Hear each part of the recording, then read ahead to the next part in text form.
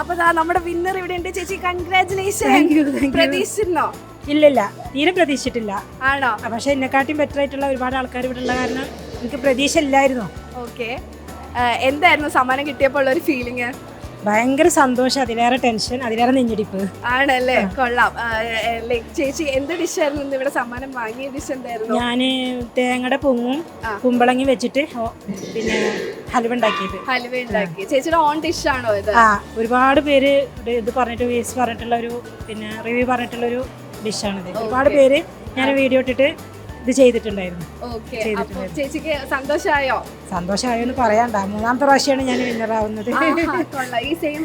Same റെസിപ്പിയിൽ ഇതിന്റെ കൂടെ വേറെ സംഭവം ഉണ്ടായിരുന്നു, ബിരിയാണി ഒക്കെ ഉണ്ടായിരുന്നു. ഹലുവൊക്കെ ആയിട്ട് ഇങ്ങനെ 3 പ്രാവശ്യമായിട്ടാണ് കിട്ടുന്നത്. പിന്നെ നമ്മുടെ ലക്ഷ്മി മാം, പിന്നെ ലക്ഷ്മി നായരുണ്ടല്ലോ, അവര് നന്നായിട്ട് ഇതിന് നല്ലൊരു അഭിപ്രായം പറഞ്ഞൊരു റെസിപ്പി ആയിരുന്നു. കഴിച്ചിട്ട് ഒരു രക്ഷയില്ല. ജെസ്സിന്റെ വീട്ടുകാരുടെ ഭാഗ്യ എന്നാ പറഞ്ഞിട്ടുണ്ടായിരുന്നു. ഞാൻ സെയിൽ ചെയ്യുന്നുണ്ട്. ഈ ആലുവ ഒരുപാട് സെയിൽ ചെയ്തിട്ടുണ്ട്, ഒരുപാട് ഞാൻ ബുക്ക് ചെയ്തിട്ടുണ്ട്. അടിപൊളി. അപ്പൊ എന്തായാലും ഇനി ഇതുപോലുള്ള ഒരുപാട് റെസിപ്പീസ് ആയിട്ട് വരും. All the very best. Thank you and congratulation. Thank you.